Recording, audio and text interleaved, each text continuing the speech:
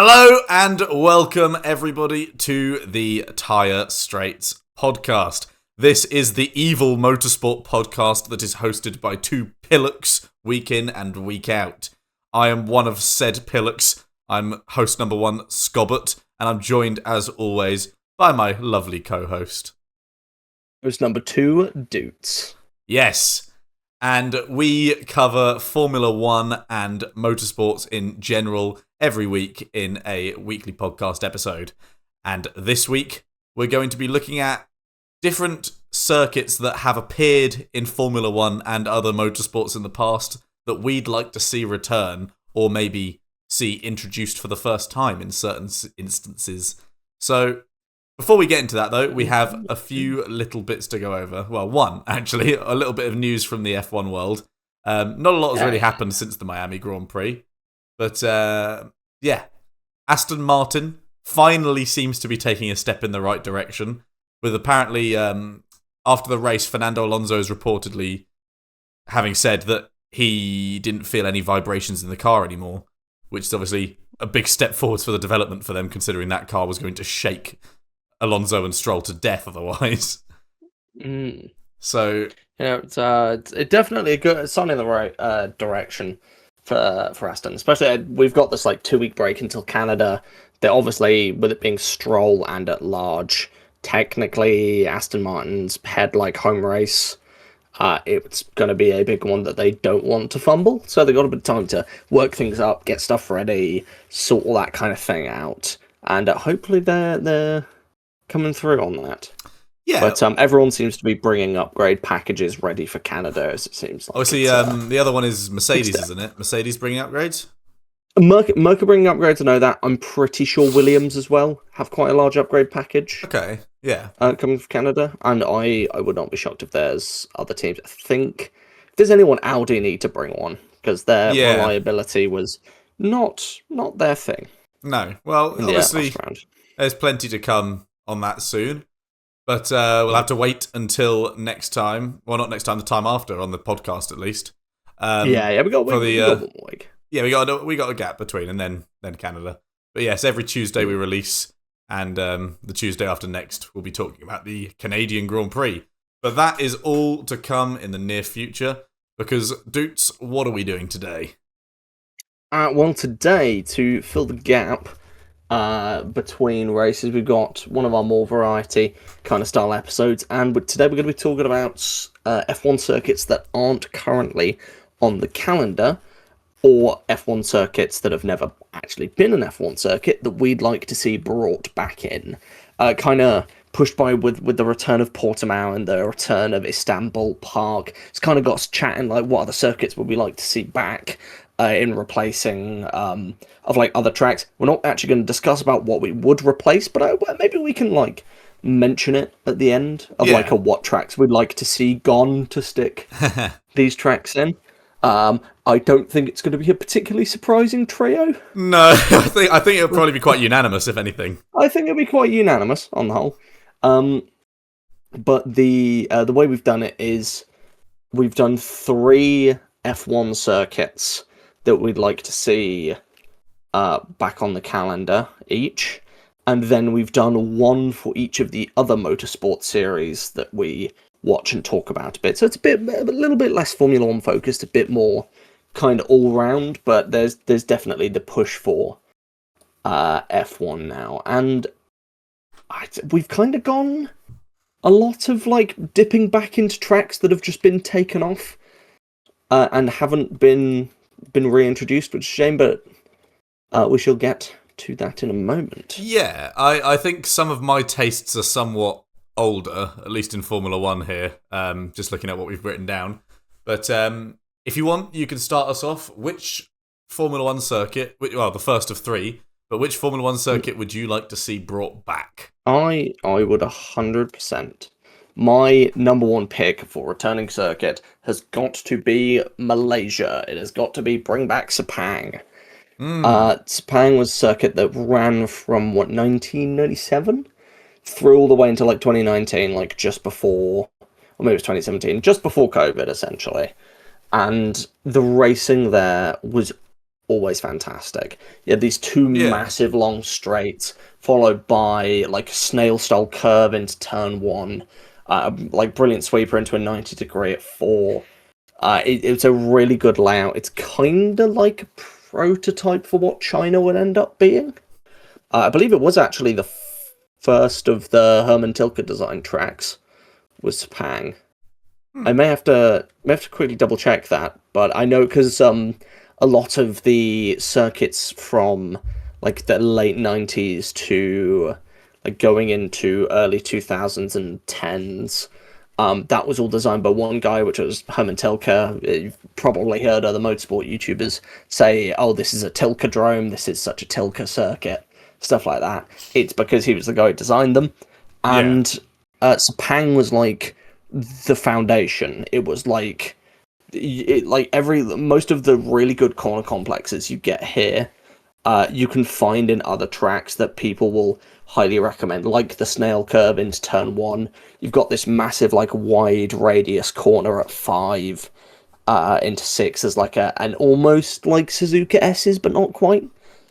Another one would be downs from like 9, 10, and 11 is very reminiscent to Bahrain. I can't remember the name of the corner or the numbers of the corner for the life of me, but it's at the end, or like around sector 2 going into sector 3, where it's like a tightening radius corner, like starts wide and then gets considerably smaller by the end. It's just a fantastic track, some classic moments, great atmosphere, but it did always... It was struggling towards the end, and with the lack of interest, money-wise, and investment-wise, and fan-wise, it kind of makes sense why they got rid of it, but it was a real shame. However, with there being a like Southeast Asian driver on the grid, sort of, with Albon, and if they're not going to try and do a race in Thailand, I think Sepang being brought back would be a great compromise. Yeah, I think that would be great. And for the record, I was going to put Sepang as an honourable mention until I found out that Doots was actually putting it as one of his main picks. So Sepang is a circuit that both of us are very fond of, and one that we would both like to see back. And I see no reason why it shouldn't be there. I mean, it's just money. I guess that's the end of the day. The problem with so much of this is just that like the place needs the money and the want to invest in the sport. In an ideal world. Yeah. But anyway, for me in Formula One, there's a track that I'd like to see in particular, and that is Kyalami for the South African Grand Prix. Now, Kyalami hosted the South African Grand Prix between 1967 and 1985, and then again between 1992 and 1993. And it's sort of a track that's kind of renowned for being quite this fast-paced, technical, intricate circuit, and especially in its current sort of Grand Prix layout. It's been revised like 10 years ago. Sort of, yeah. It had like sort of different layouts since then. It just looks perfect for Formula One. Like, it's currently a FIA Grade 2 track, so they'd have to do some more to actually bring it up to the standard required to put it on Formula One competition. But it just, even just the layout and watching like events that they've got going on, they have a like a 9-hour endurance race with sports cars there at the moment, which is quite fun. And while I was doing some research, I saw some footage of that, and that was quite good. So it's a track that really does have some good overtaking zones. The sort of first few corners are a little bit meandering, but still high speed. They're coming down the straight, and then they have this sort of sharp turn to the left, followed up by these sort of switchbacks for 3 and 4, and then a sort of out and back layout, which goes sort of a bit... skew-if is the word, I think, given that I have no words right now. And then, yeah, it's just a track that I think would be very conducive to the style of Formula One right now with the current regulation set. There's a lot of overtaking opportunities. There's a really nice long straight. There's a good sort of layout and variation of corners. You've got some high-speed corners, some low-speed corners, and even some mid-speed corners. Corners like number 7 and number 5, just looking at a track layout map. I think it would be a really, really great circuit for Formula One, and it's one that has obviously produced some pretty good racing there in the past, so I would love to go back there if I could. Yeah, it's definitely a very good circuit. The main thing is just the that are getting the FIA grade. Yeah. And apparently there have been design proposals that were put forward last year for the upgrade to grade 1. They've been approved and they're currently being worked on. Yeah. So if it's like finished and the FIA look back at it and then say, yes, this is fine, this is grade 1, it will be a brilliant spot to go. Obviously, I don't know when they'd be able to fit it in, but it would make it the only grade 1 circuit in the entirety of Africa. And obviously, like the continent. There was talks about having an African Grand Prix again, so I think this is a perfect track. It's a track that I think people will come to really enjoy if it's given a chance. So yeah. See, I think it'd be great. Where was it? It was somewhere they were talking about doing another street. That was Rwanda. That was it. That was it, Rwanda. They wanted to do a Rwandan Grand Prix. Rwanda, which was very random. Yeah, and obviously, like even back then, I thought when you've got a circuit like Kyalami in the continent, why would you not use it? Yeah. Like it's just a bit strange, especially with the fact that they've redone like pit buildings and facilities relatively recently. Yeah. So it's quite up to date. It's just that it doesn't have that grade 1. Yeah, and I feel like probably with that in mind, not a lot will need to be done to actually bring it up to the correct grade. So I would love to see that, and I think it is entirely possible that in the next sort of 10 years we may see it back. I think it'd be good to see it back. It'd be good to see an African track on the grid, regardless of where it is. I'd rather Kyalami than another street circuit, especially in one as nebulous as Rwanda. But also Morocco, Egypt, other large countries that could have a good vie for it. I mean, Morocco's hosted a Grand Prix before. Yeah, it has. Yeah, I was about to say, I know there's a Moroccan Grand Prix. So it was like in the 50s or something. I think so. They did it once and then didn't run it again for, I don't think it was safety. I think it was like a money or political reason. I think it was, yeah. But, that's fine. But yeah. Anyway, moving along to the next track, and for me it is another returning track to the calendar. It is Mugello for the Tuscan GP. Essentially, for those who did not watch in 2020, there was a reduced calendar and they had to go to a lot of weird locations, and one of the countries that they could go to was Italy, and so they brought back both Imola and then Mugello, which has been a long-time motorcycle racing track for the special Grand Prix. And this was the Tuscan GP at Mugello, and it was chaos. It was an absolute crash fest, and it was brilliant fun to watch.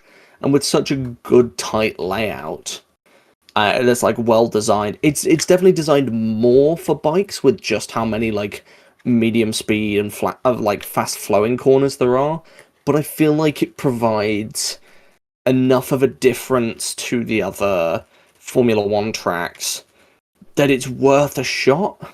Yeah, of trying. I think it'd be good because it's been tried, and that one race was chaos, but I feel like given a bit of time, there's some pretty good overtaking spots.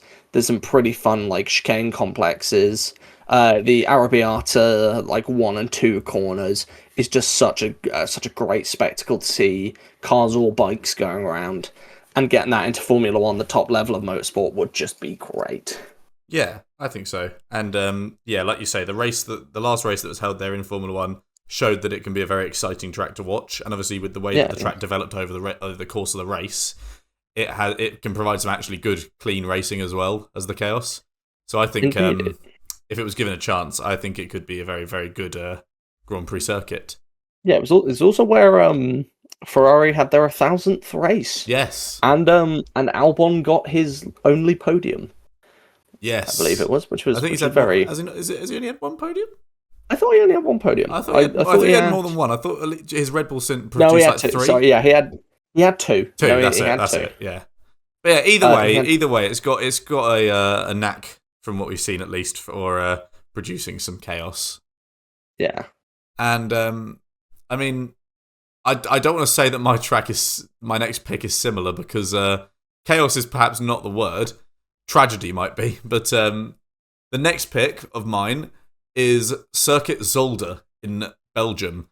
Now, I was thinking, obviously, with the rotation of the Belgian Grand Prix and the Spanish Grand Prix going forward, so Spa 1 year, Barcelona another year, which I think is heinous, it would be nice to have a dedicated Belgian Grand Prix. And I think if you can't have Spa, which is obviously one of the premier racing locations in the world, then you have to have Zolder. And Zolder, I think, is a track that is obviously not as good as Spa, but I think, in my mind, it's one that would be, once again, quite good for Formula One. There's a nice sort of corner variety. You've got some faster corners, some sort of mid-speed corners, and you've got this sort of series of 3 different, like, proper chicanes where it's sort of like Monza Sector 1, where you just get these sort of back-to-back chicanes that is just going to really be quite mental. And I think that'd be great fun to watch, like, the cars try and navigate around. Like Monza Turn 1 and then trying to think what the next one is, the next chicane after that. But I digress. Like, either way, you have like this sort of back-to-back of chicanes. And my voice is breaking a lot at the moment for some reason. I don't know why. I strung a little bit. It's been a long week. It's been a long week. And my ass has not slept very well. But yeah. I get that. I've been doing nothing but cracking on with work at the moment. And it's like, I got like 2 hours of sleep last night, and so went out, same. Did something this morning, got back, and just like crashed again for a little bit. Like, so real. But yeah, back to Zolder. I think it's a great track, and it did host the Belgian Grand Prix for a few years between in the 70s and the 80s. Obviously, it's most famous for the qualifying of the 1982 Belgian Grand Prix when we sadly lost Gilles Villeneuve. But aside from that, I think this is a track that when obviously I wasn't alive to watch any of the races that actually happened there, nor have I seen highlights of the races, so I can't say, oh, it was great back in the day, because if I say that, it might have been shit and I wouldn't know. But I think looking at the layout and looking at the cars now, with the current focus on the hybrid system, the batteries, with those chicanes and those sort of mid to low speed corners, you've got some great overtaking opportunities under the braking. And then obviously with the batteries, you'll get that power back on down the straight sections and the sort of faster areas, such as turn 6 and the sort of like wonky straight between turn 7 and 8. So there's definitely some potential in my mind for some good racing to happen there. Yeah, no, very fair. I think it'd be good to see. I think certainly it's an odd one because Belgium really doesn't have, unlike other like circuits and locations where it's like there's some reason due to the number of drivers or the push for money. The only thing that's really keeping Belgium still on the grid is the presence of Spa and just how notorious a track it is. Yeah. Like it. And I feel like it'd be interesting if Zolder could work. But also, given a choice, I would so much rather keep Spa. Yeah, absolutely. Of the two, I would. But it's just with that rotation in mind, like. I think there needs to be a Belgian Grand Prix. I'd rather give it a shot than stay at Barcelona. I feel like. Yeah, Barcelona can have a bit of time off. Like, and even then, other countries have obviously had 2 tracks in the past, with Italy having both the Italian Grand Prix at Monza and the race at Emilia-Romagna. Yeah, exactly. I mean, and then also, even other countries of the States have got 3. The European Grand Prix that's been hosted in some countries, like Germany, I think, has had it a few times where they've had the European Grand Prix rather than the German Grand Prix, because they've also had the German Grand Prix. And then, of course, and then there was Valencia. Yeah, exactly. So it's not like other countries haven't had, even like the smaller countries that haven't got the biggest Formula One identity. It's not like they've gone without having 2 tracks at once in a calendar year. Yeah. So I don't think it's unprecedented either. That kind of thing would be possible. I think it's quite reasonable, but that'd be good. That'd be good. Now on to the final ones of our Formula One tracks. I can't actually tell if we whizzed through these or not. I don't really know. We've got a lot more to talk about though. We do have a lot more to talk about from other series and whatnot. But when it comes to the actual F1 stuff, last little track section for the ones that we'd bring in, for me, is a circuit that has not been seen at F1 before, and that is the TT Assen circuit. Another motorcycle track. primarily. It's mainly used for the Assen race for MotoGP, and also I believe it's used for motorcycle endurance races. And with the loss of the Netherlands from the calendar, with Zandvoort leaving, probably due to the lack of fan interest with the proposed leaving of Verstappen, it would be good to see another track on. Yeah. And with like Assen, the Cathedral of Speed, it's got so many interesting corner complexes. It's got quite a snaily like corner complex from 2 to 5, kind of similar to like Shanghai, Right. kind of thing, which is good.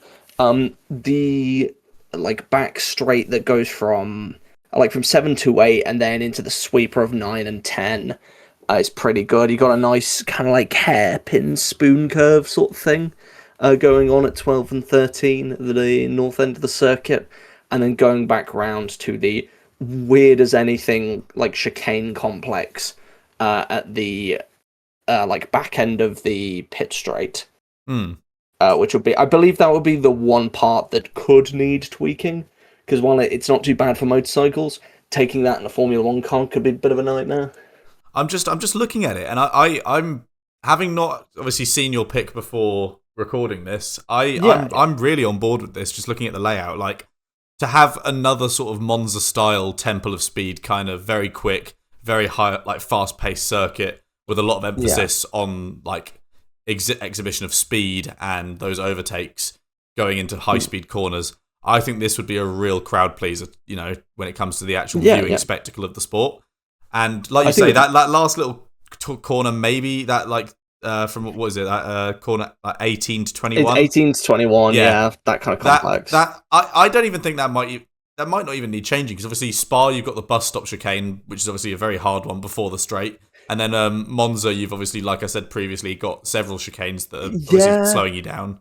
I think you're going to be carrying, from turn 17 onwards, you're going to be carrying a lot of speed. It might make sense to slow you down, especially with that rather sharp sort of turn in for turn 1 by the look of things.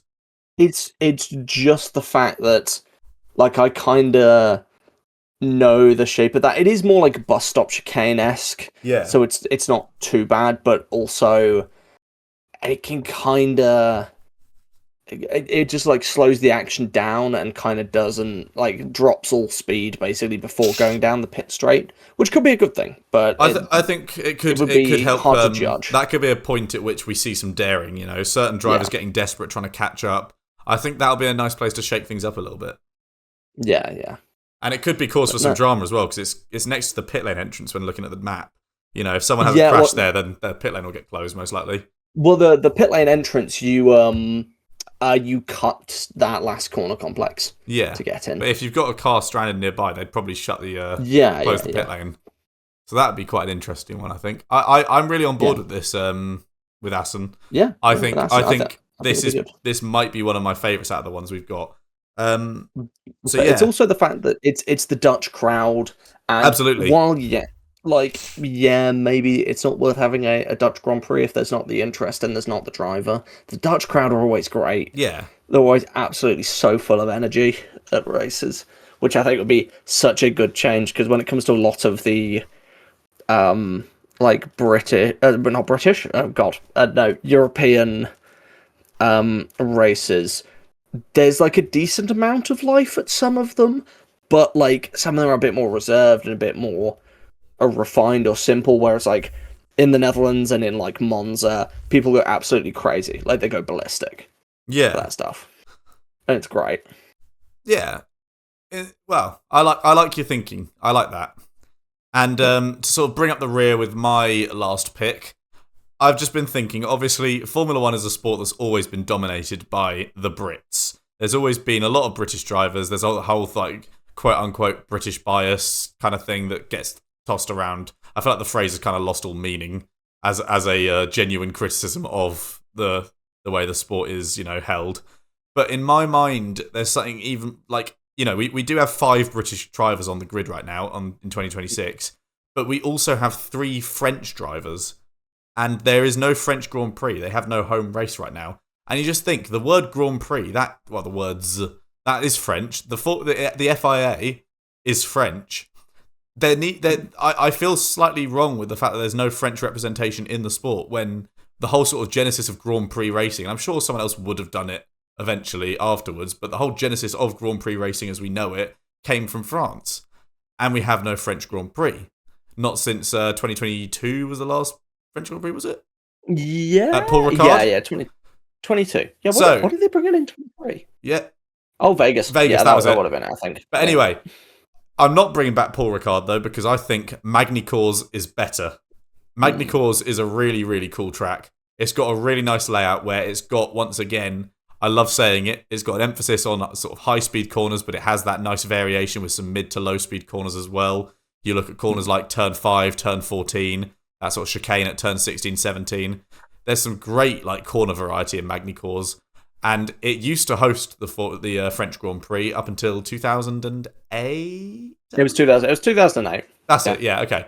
So yeah, it had Formula One racing on it before. It is still an FIA Grade 1 circuit, unlike my last two picks, unlike Kyle Army and Zolder. So out of all three of my picks, I think this is the one that's most likely to get in, and I think it's the one that I want the most because I absolutely love Magny-Cours. I think it's a really cool track, and I think that once again, like that, the current set of regulations, those sort of smaller cars, they feel a bit more nippy and they look a bit more agile than the last set of regulations in the ground effect era. I feel like they'd look really spectacular going around Magny-Cours, in spite of what people might say regarding, super clipping, batteries, hybrid, yada, yada, yada. It's been done to death.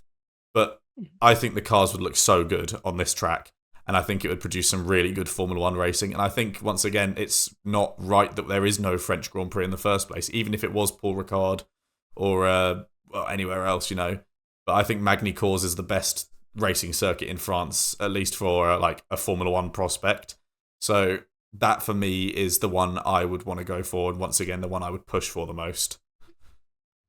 Yeah, that's fair. Certainly for France, I think it's probably the best. Yeah. The only other one I'd maybe mention is because obviously there's what's called Paul Ricard down Le Castellet, which is still a functional circuit, but I wouldn't say it's the most interesting. No, not compared to Magny-Cours. No, what I would say though actually is the Bugatti circuit for F1. Yeah. That it's used for it's part of the Le Mans circuit. Yeah. And it's really only used. And I think it was certain GT races was it MotoGP? Was it 2021 or 2022 when Alpine did a test with Alonso driving around there in a Formula One car? They have tested Formula One cars on, I think it was the Bugatti circuit, obviously the sort of closed off portion of Le Mans. So I think it's entirely possible that they could get that on there. But at the same time, like I say, I feel like Magny-Cours is the one that I would prefer to see. Yeah, no, that's fine. I think Magny-Cours would be my choice. They did do a Formula One race at one point on the Bugatti circuit. Yeah, once back in the 60s, I want to say. But it was only on the Bugatti circuit, and all of the races were basically trying to boycott because they wanted to go race Circuit de la Sarthe, the full thing. Yeah. And obviously they were like, no, stick to the Bugatti circuit. Yeah. But it's used at the moment for mainly MotoGP use the Bugatti circuit, and I'm pretty sure there's a GT a sports car championship that still uses the Bugatti circuit, and it's good. It is still a very good track. Oh yeah, absolutely. I'd say Magny-Cours the better pick for F1. Well, with that in mind, and not something that we plan to do, sort of impromptu, but out of the 6 tracks that we've mentioned, if you could give a quick ranking of which one, not necessarily which one is most likely, but which one you'd most likely want to see in the sport again. If I were to say the one I'd like to see most in the sport again, out of the 6 we've listed, I think is actually between our first two. It's between Sepang and Kyalami. Yeah, that's fair. Mainly because it covers more ground, whereas there is already a Belgian, Italian Grand Prix, Dutch Grand Prix, Dutch Grand Prix. Yes, it's leaving, but we do have Zandvoort if we want to go back to one, and we know that is completely up to spec. Yeah. And then Magny-Cours would be is a good shout. And if there's the desire for a French Grand Prix, that's absolutely where we should go. Yeah. But So would I? So 1 to 6. 1 to 6. 1 to 6. I think last for me would be Zolder. I agree. I think out of the 6 we've got, and it's by no means me thinking that I've picked something that's not good. It's just I think out of the 6 we've listed, it's the one I think has the least chance of being accepted again, and also the one that I think wouldn't be as good. I just think that I don't think it's a completely bad choice, but I think it's a tiny bit redundant for the fact that we have Spa. Yeah, I know. And I know that, and considering they're already trying to get rid of Spa. I did kind of go on a technicality for it. Yeah, no, that's fair. I would say after that, maybe Mugello. I agree as well. Once again, I'm on the same page about that. Because while I do really like Mugello, and it's great to see for motorcycle racing, same reason as well. Like, we already have an Italian Grand Prix, and until recently we had Emilia Romagna as well. Yeah, we had 2 Italian Grand Prix until recently. While I would rather see Mugello return than Imola. How dare you? Just to try something different. How dare you? For a little bit. Yeah, I know. I think that Mugello is definitely below because it just offers less. I agree. Yeah. For 4th, I'd probably say Magny-Cours. Okay. Honestly, we've seen it before. French Grand Prix. While there is quite a large number of French drivers on the grid at the moment, I'm not certain on how desperate people would be for it, considering there's a lot of Western European Grand Prix already. And I'm going to completely go back on that when I say my next one, but for me, I'd go number 3 as Assen. I really liked. I haven't obviously seen Assen, being someone that doesn't watch bike racing. I hadn't seen Assen as a track before, and I really do like it. I think it's top 3 for me as well. I think I'd probably bump Magny-Cours up to like top 3 maybe as well, personally, just because I think I'd like to see it given a fair shot. Not that I have, once again, I did say this earlier, but Sepang was one of my honourable mentions, but at the same time, we've seen that more recently. So I want to see, I do want to see just how the newer cars cope with Magny-Cours, even if it was just for a single, one season. That's fair. So would you do Assen 4th? I'd do Assen 4th, then... Well, no, I'd do Sepang, then Assen. I really like the look of Assen, I can't lie. Okay. And then I'd do... Sepang, then Assen, then Magny-Cours for you. Mugello, Magny-Cours, yeah. Yeah. Okay, for me, I'd do Assen 3rd. 2nd, I think I'd go Sepang, because while I would really like to see it back, as you said, it is something we've seen recently. It's in the last sort of 10 years, roughly. Not quite, but it is. Within the last 10 years. It is still. Was the last one 20? Was it 2017 or 2019? The last 2017. One I want to say it was 17. Those are the 2 numbers that I pull out of my head when I think about it. So yeah. It'll be one of the 2. But I think we've seen Sepang more recently, and that's why I'd prefer Magny-Cours. But you are right. We don't have we have a lot of representation in sort of Western Europe. Yeah, and as such, I'd say that top 1 would be Kyalami. Partially because it's like circuit we've not seen in a while. It looks like a good layout. The facilities are new and improved. We don't have a race for something that is, the top flight of single-seater racing that travels all over the world. We've got nothing in Africa. It's a continent that's completely underrepresented. Well, it's considering that there's a good... half of the races can be condensed in quite small regions. Yeah. Being Western Europe, the Middle East. And there's nothing in Africa. Yeah. I think that's the best of the bunch as well in terms of the layout. Yeah. And obviously it's got somewhat of a pedigree when it comes to Formula 1. Not a great one, but in terms of, it's not been it wasn't on the calendar for the longest, and obviously it wasn't everyone's favourite race back in the day, but I think it's one that has got some history to it that makes it sort of tasty as well. Yeah, for sure. So, that's that. But do you have any honourable mentions, tracks that you think would be great to bring back? Yes, definitely. I would say Germany is one we Yeah. haven't mentioned. I know we said don't bring back the more Western European tracks, Well, but that was never the fact that there's criteria specifically, but yeah, but the fact that there's now two German works teams on the grid and a German driver, and there's no German Grand Prix, considering they were one of yeah, the major countries that were first involved in motorsport. It's very similar to France. It's kind of like it's a bit shocking, but it's definitely a money thing. yeah. Obviously there's the Nürburgring, but I would probably say Hockenheim would be a better Hmm. shout. Well, I raise you one, and I say German Grand Prix in Aarhus.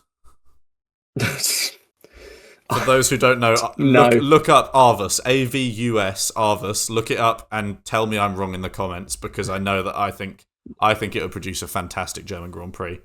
And of It course, would. it would be remiss of me to not mention the fact that we have lost Imola. Yes. Days of national mourning for me, and Yes. it needs to come back. I do not stand by that sentiment, but I don't care. I don't care. It's your word to say. It's your honourable mention. It is. So, fuck you.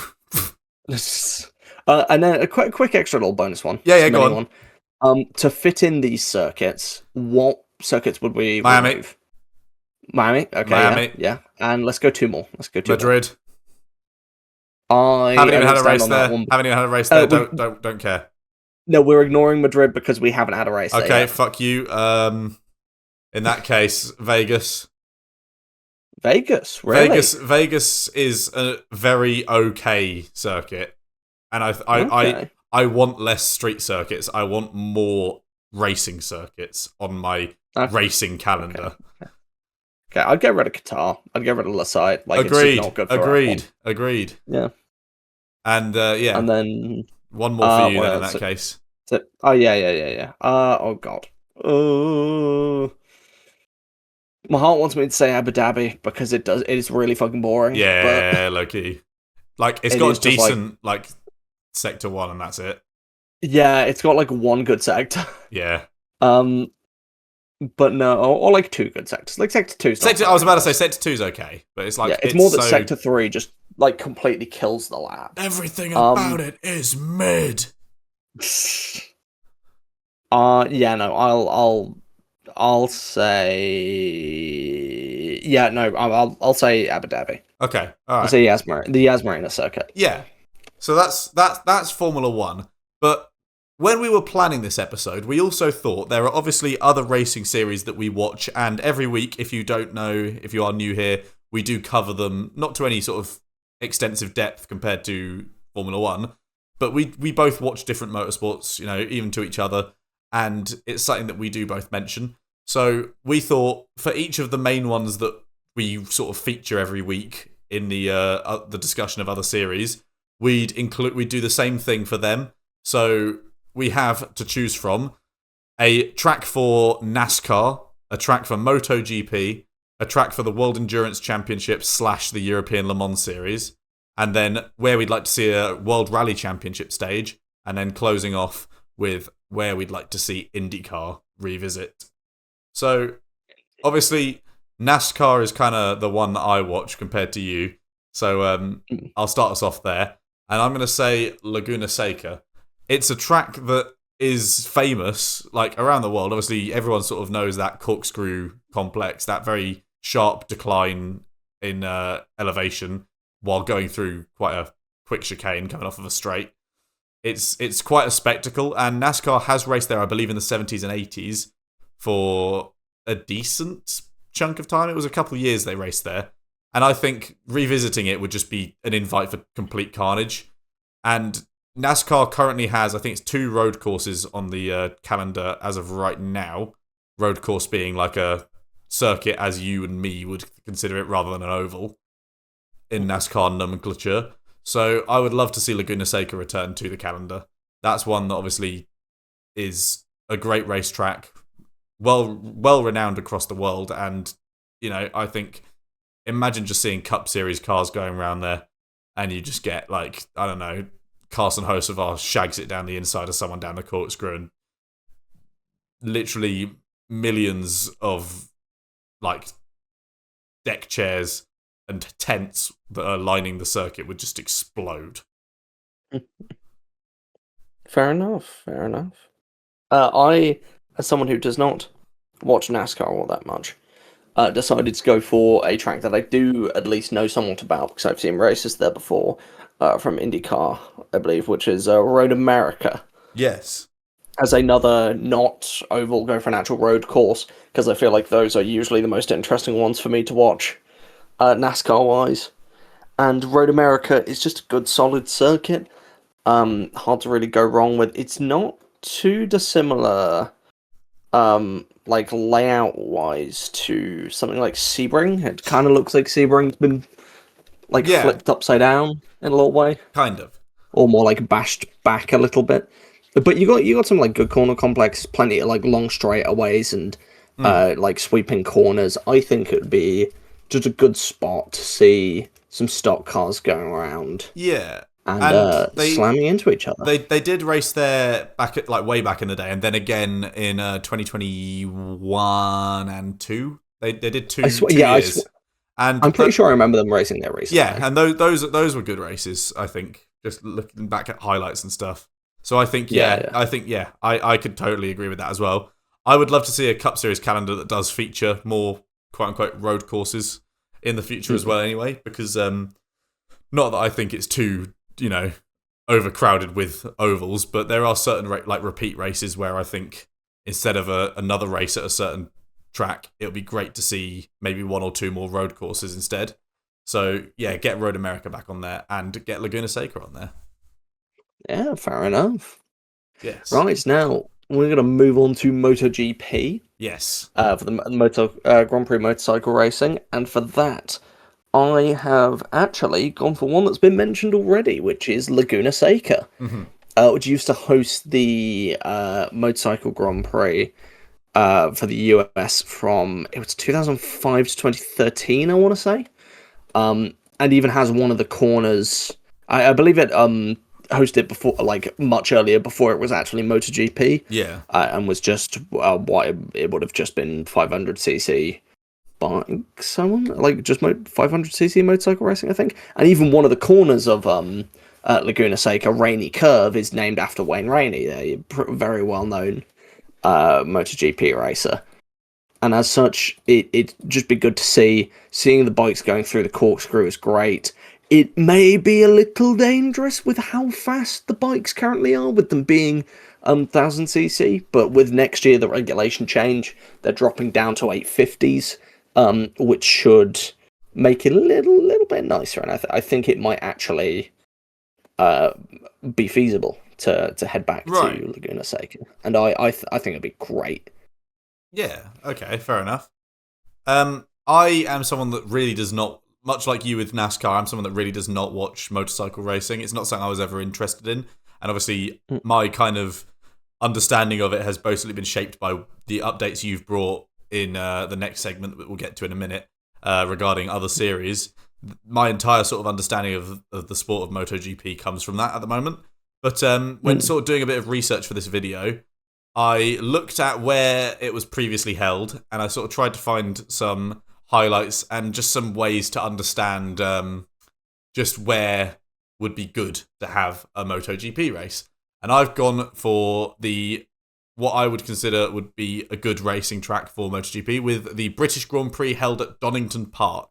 Now, once again, when researching this, this was a track that did a lot of motorcycle racing in the past. I believe it was actually the home of the British Grand Prix back until 2009. Yeah. So, and to this day, it currently hosts British Superbike Championship and things. So it does have bike racing on it at the moment as well. So it's not unfounded that you could bring back the top flight of bike racing to it. It's got decent facilities from what I'm aware. I had a friend there recently, so he said it was quite good. But yeah, I'm going up there in a month. Well, there you go then. Yeah, I'm going up there next month. Go have I like to, not for any. No, I'd say you're going there for for download, which I'm very jealous about. But it's gonna be great. I digress. It's once again, I can't pretend to understand much about the sport, but I feel like the Donington Park sort of circuit layout is very sort of open. It's got that nice sort of ebb and flow to it that I think would make it quite conducive to motorbike racing. Like I say, as someone that doesn't watch it, so my understanding may be flawed there. But I think it could be quite fun. And it's got a decent sort of... it's not really got the same variety of corner types. A lot of the corners are quite sort of fast and open in the sort of first two sectors. But you get this sort of final little sector at the end where you've got this quite sharp corner in that leads you up to a very tight hairpin and then followed by another rather tight hairpin before the pit straight. So I think it'd be good for bikes, but you're welcome to tell me that I'm wrong as someone that has no bloody clue. I mean, I do like Silverstone for the British Grand Prix. Yeah, of course. For motorcycles. But I think Donington Park is a fantastic venue. It hosts British Superbikes and World Superbikes at the moment, and it's always a treat to watch. Well, the layout isn't the most complex thing. The main thing is the elevation changes are quite extreme. You've got the rundown from like 2 to 7 is pretty much, like 2 to 5-ish. Is pretty much entirely downhill. So it's like great racing to watch through there. Facilities, I can't speak too much on the actual like pit straight. I'm pretty sure there's like a cafe and stuff like that there.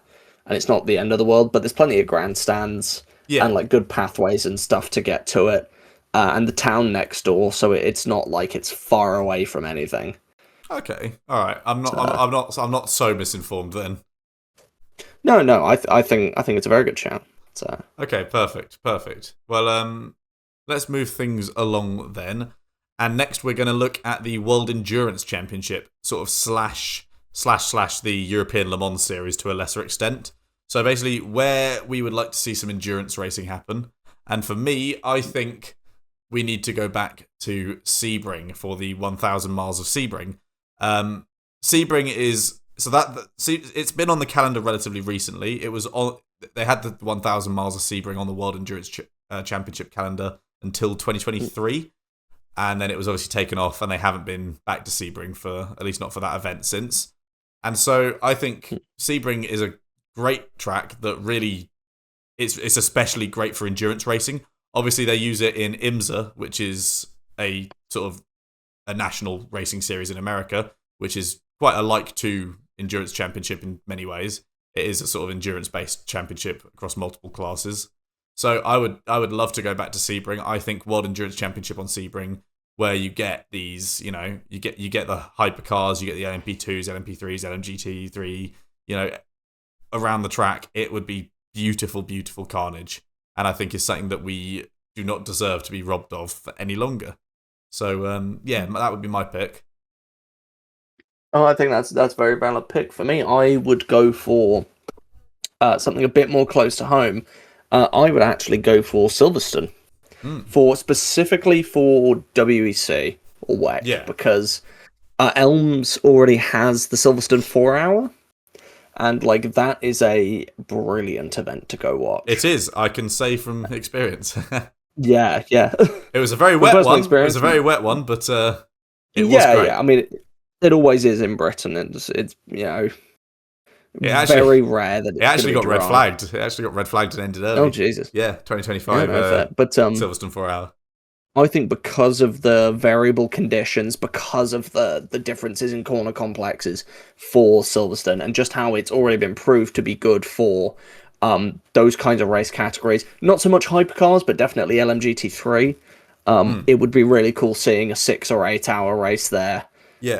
For WEC, I'd imagine it'd be 6 hour. Probably. I mean, even the LMP2 cars around there were really fun to watch. They, I remember sort of cheering on the VDS Panis. I can't remember what number it was, but the LMP2 machine in the LMP2 division. That was great to watch, and they looked spectacular even in the wet. I would love to. I'm going to be going there again this year to watch it again. So hopefully it's even better. But that's highlight for me. So I'd love to see World Endurance Championship actually fully take on Silverstone. Yeah, no, fair enough. But to move on to the next, this one's kind of looser because you can't really assign a racetrack to this one. But for the World Rally Championship, where we'd like to see a rally stage happen, without sort of having anything too specific in mind, where would you go? Yeah, well, the thing with this is you can basically either pick a location and kind of roughly say, I'd like something in this kind of region, or you can pick a previous rally to just say, I'd like to bring this and its stages back. And I was a bit torn between Rally Latvia, which is a very good spectacle, but I thought actually it's quite similar to like Rally Estonia. But I think I'd rather keep Rally Estonia on than bring Latvia back. So instead, I've gone for Rally Scotland. Yeah. Okay. Which was a brilliant watch. We currently don't have anyone like any Scottish racers, so it's more likely that I'm pretty sure there are rumours that they're bringing back a British rally, but I think it's for Wales. I was saying probably Wales. Yeah. Mainly due to Elvin Evans. Yeah. But oh no, it is. Oh, sorry, no. Rally Scotland is actually returning for 2027. Oh, it is?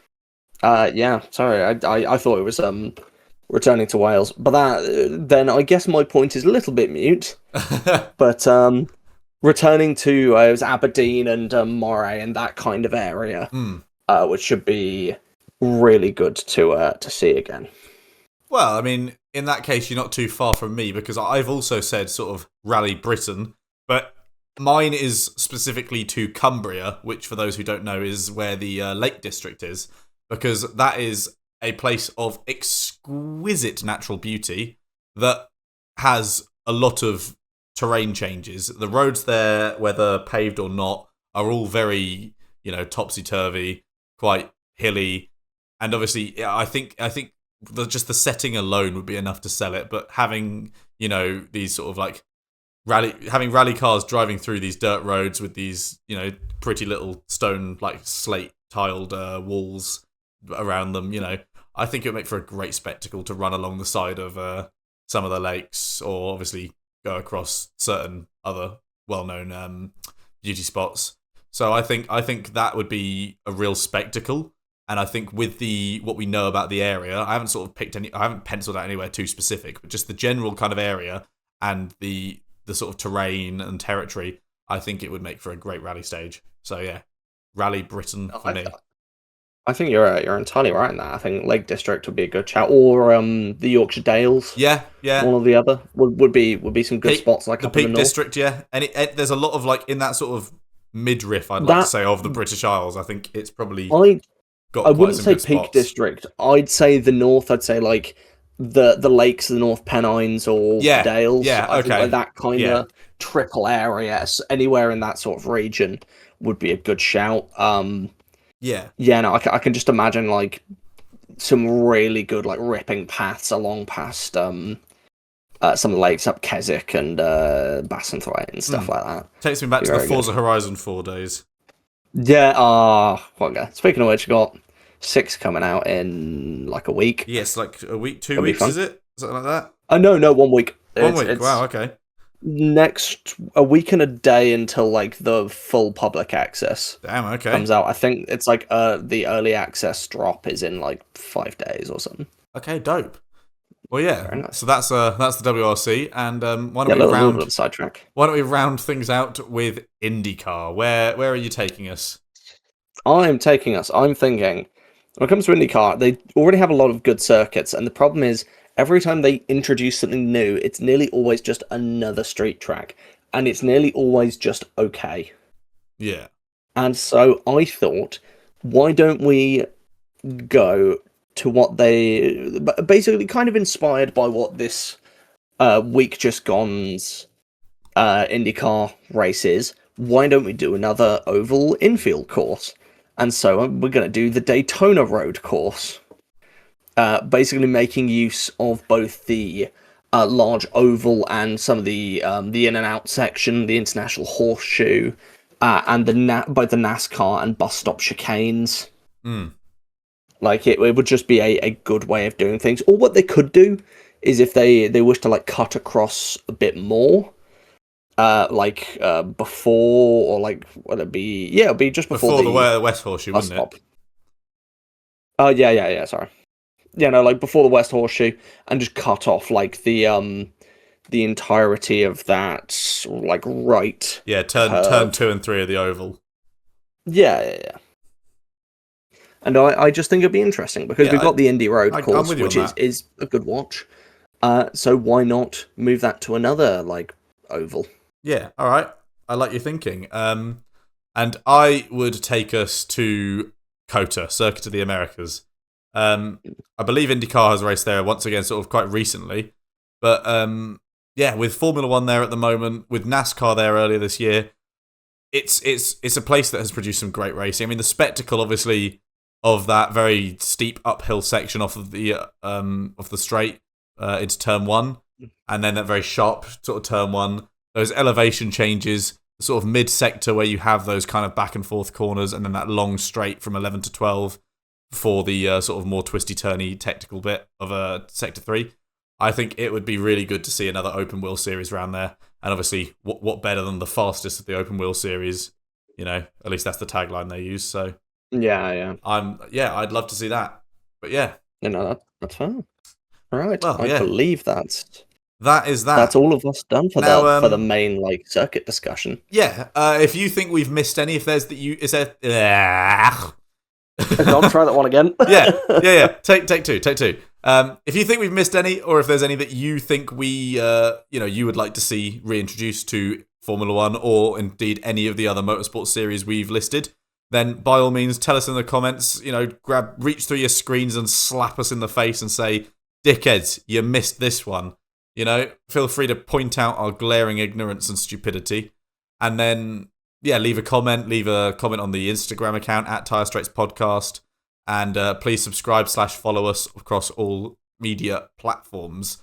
But we'll get back to that in a minute. We just have a few things to cover now because there has been a lot going on in the motorsport world this week. In spite of the fact that we have no Formula One, we've had several series racing in the week. And the first one I'd like to quickly kick off with is the race in NASCAR Cup Series at Watkins Glen, one of the aforementioned road courses in NASCAR. And this is always quite a fun one. You know, Go Bowling at the Glen is always a great race. And it was won by the road course merchant himself, Shane van Gisbergen, in a relatively dominant fashion. He led from pole for most of the race. And, he dropped back at certain points, I think, sort of end of stage 1. I think Ross Chastain won stage 1, but he was still, obviously, SVG was still there. And then he had a late pit stop in the third stage towards the end of the race. And he managed to overcome a 30-second deficit to reclaim the lead all the way to the checkered flag, which is absolutely crazy. But it just shows, the pedigree of a driver like Shane van Gisbergen. For those who don't know, he's a man from New Zealand, and a lot of his he cut his teeth a lot in Australian V8 supercars, and he's, I believe, one of the most successful drivers to have ever been in Australian V8 supercars. So he has a knack for this kind of thing, handling some heavy machinery with a big V8 in the front of it. So it does show. But yeah, some of the more notable other sort of moments of that race, though, were a bizarre incident in stage 2 when there were about 10 laps left. A tent flew onto the track, bringing out a caution. It sort of got picked up from the infield and just blew onto the track, which was quite crazy. And the that got quite a bit of coverage, more so than probably some of the racing that happened. But yeah, that obviously took a minute to clear. And the other sort of notable thing from this race was there was just quite a lot of contact. And there were quite a few incidents. And the one that sort of sticks out in my mind was in stage 2 when Ryan Blaney and William Byron made contact while running towards the front. And Byron got spun out and dropped all the way back to 38th. So perhaps not the best race for him there, at least after that. But yeah, that was a good fun race, and I'm looking forward to continuing, hopefully, with some more exciting races to come in Cup. But over to you. No, very nice. For me, I've got a little bit to talk about for MotoGP. Tiny bit of news first, which will then lead into the race. The main one is that Marc Marquez has withdrawn from the Catalan GP next week. Oh. And also had withdrawn from the French GP after a pretty bad crash in the sprint race that happened. Essentially, he high-sided his bike and completely tumbled over, fracturing his foot. So he has taken the time off to get surgery to sort it out and recover, and so will not be appearing at the next race, which is just another stroke of bad luck for Marquez, as he's really not been having it good this season after winning the championship handily last year. The other one is that there's been the announcement of no more wildcard riders next year.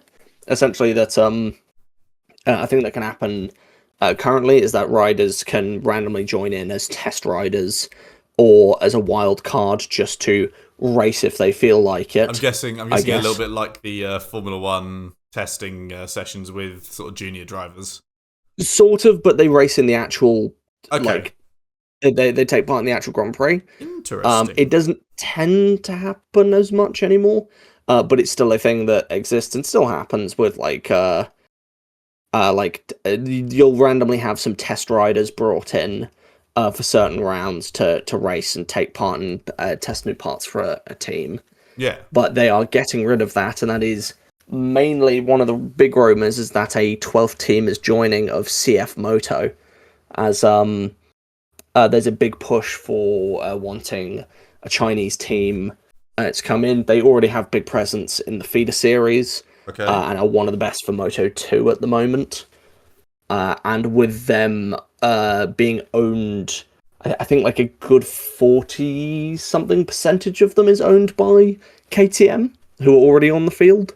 It would make sense that there is a drive to get them in. But moving on from that, onto the actual race, the Grand Prix of France at Le Mans was pretty much a washout from Martin, winning the sprint in very easy style. It was a pretty good weekend for Bagnaia, starting off after taking pole and holding to get a P2 during the sprint, but some bad crashes, including obviously the one from Marquez, Marc Marquez that is, and then Di Giannantonio having a really stupid crash, which made it a bit of a strange one, with Bez wrapping up P3 for the sprint. And in the main race, Martin won again, but that was pushing from further back and doing an amazing overtake on Bezzecchi on, I think it was lap 24 of 27, and it's really tightened up the title race between the two of them, and that is 100% what's going to be dominating the rest of the season. It is Aprilia's title to lose. It's just the question of whether it's going to be Martin or Bezzecchi who ends up leading it. Other notes, fantastic performances from Ayagura, who claimed his first podium at this race. It could be seen coming. The Trackhouse Aprilia is really good at the moment, with both him and Fernandez absolutely doing the best. I mean, Fernandez had a podium earlier this year on that Trackhouse, and it was just a matter of time until Agura got it. The other one was Quartararo, who at his home race finally shows a bit of form on that Yamaha, charging through and holding P2 for a good chunk of time, before falling back as performance dropped off as the actual decent bikes that are not Yamahas push forward and overtake him.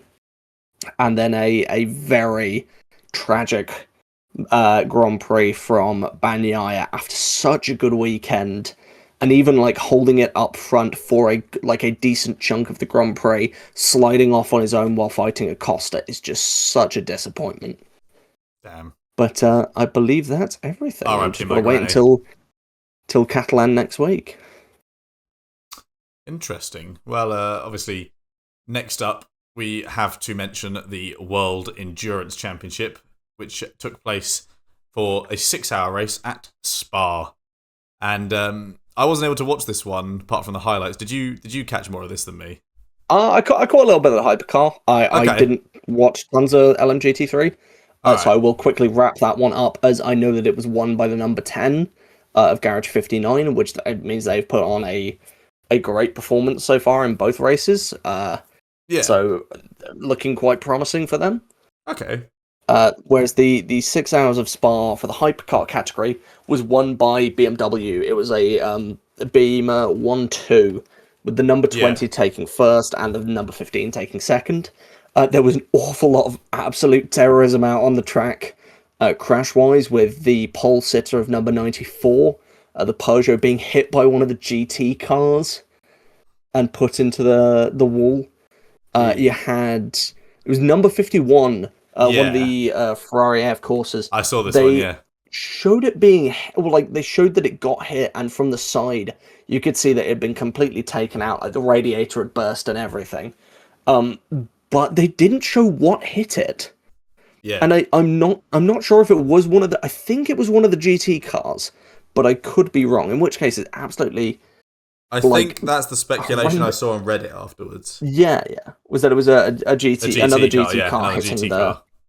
The 51. And then the number 35 Alpine just absolutely doing its damnedest to try and get rid of Aston Martin. by doing some incredibly aggressive defense, which put the numbers, the like 009 into the wall. And then later on in the lap, spins out of control, manages to stick it and not crash, but when pulling back onto the track from the spin, nearly takes out the 007 car while doing it. Honestly. Which is just wild from Alpine. But the podium place was rounded out by the number 50. So the other main team Ferrari. Yeah. So it's looking tight up front. It's good. Yeah, that's what we want to see. And if you want to move us on to the rally, there's been so much going on this week that I didn't even realise there was a rally. Yeah. Unfortunately, there's been so much going on. It has. It's been really hard to keep track of it. Like I say, I was barely able to get the highlights of the 6 hour.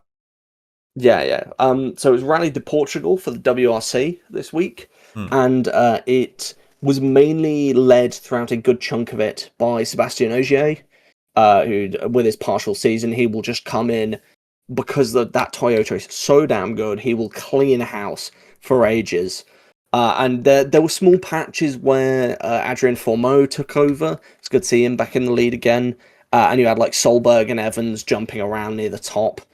But in the end, Ogier was just cleaning house with Thierry Neuville catching up close behind in his Hyundai. Only for in the final day, last couple of stages, it was Ogier had to have a tyre change, I believe, after making a mistake in one of the stages, which dropped him much further back. So the rally was won by Thierry Neuville, followed by Oliver Solberg in second and Elvin Evans in third. And I believe the championship lead is still held by Evans, but just by a little bit. Interesting. Now, just to preface, neither of us were able to watch the IndyCar this week, unfortunately. So we have nothing to be able to say about that other than the top. Well, yeah. We can basically say, so it was the Indy Road course. Yes. It's Indy Motor Speedway. It's such a shame that I actually missed this because it is one of the really good races of the year. And it was just the fact that there was so much going on and I could not catch it. But it was won by Christian Lundgaard, which is really good for seeing him back on the top step, with David Malukas getting a podium, despite he led the most laps, I believe, did Malukas. So it was supposedly quite tight up front, but I can't actually promise anything too much. And then Graham Rahal picking up another podium for the year. Very good from him so far. Yes. But actually, what we want to talk about is the wild ass merch that we saw. So basically, IndyCar, obviously, later this year will be racing around the streets of Washington because it's this big thing between IndyCar and obviously the 250th anniversary of the Declaration of America, and the sort of the founding of America, I should say, rather. And so there's been this huge sort of like celebration and such. And in regards to that, IndyCar has been creating quite a lot of merchandise at the moment, including shirts. And one of them, I've seen quite a few people obviously discussing as well online, sort of saying, are they mental? And it has since been taken down from sale. But one of them was very clearly poorly thought out in its design. And you'll still probably be able to find it if you look it up on Google, what it said. But you can definitely find it. Doots, would you care to do the honours? Yes, of course. So you can still 100% find it online. They had released for Washington a T-shirt talking about the states. That had a an image of Lincoln sitting on I don't know what the actual name of the Memorial, monument is. The Lincoln Memorial. The Lincoln Memorial, with a racing helmet on that said "One Nation, One Race," and well, obviously, what they're meaning to put forward is the idea that it's combining all of the nation under the This is America's race. Yeah, under the motorsports race of the America 250. That's what they're pushing for. Oh dear. But it may be perhaps, especially when America is going through a period of history where there's been a lot of prosecution of minority groups. It's a little bit tone deaf for them not to look at something that says a one nation, one race, and think that maybe people might have a problem with it. I think the biggest the biggest irony for me is the fact that it's literally a picture of the Lincoln Memorial on it as well. Obviously, Lincoln being the one who's sort of in, like, you know, not to water it down too much, but is historically regarded as, you know, the one who gave the Emancipation Declaration that freed the slaves in America. Emancipation Proclamation, sorry, I should say. But it's just it's obviously somewhat totalitarian in its imagery. So, but they have removed it, and there are other merch that is up, but that has just been taken down very quietly. Very quietly. I don't think there's a replacement piece because there is other bits of merch. Or an apology. But there is no apology, and there's just no mention of it. They're just kind of trying to wiped it away. You know, like, let's not talk about that kind of thing. It's so it is funny. Just a little bit really funny. It's so funny. It's so funny. It's so stupid. But on that delightful ending note, that is all we've got to talk about this week. Now, where are we going next week, Doots? What's on the itinerary? So next week we don't have any Formula One. We're still waiting for another week before Canada, but we will be talking about Formula One a fair bit. Yes. Next week, as it is thoughts on the 2027 grid, with there being a large number of contracts that are up at the end of this year. Who do we think is going to go where? And what we think the whole grid is going to look like before contracts start getting put in more as the year goes on. We just want to get that down on paper so we can discuss it. Yes, so please do tune in that week. Next week.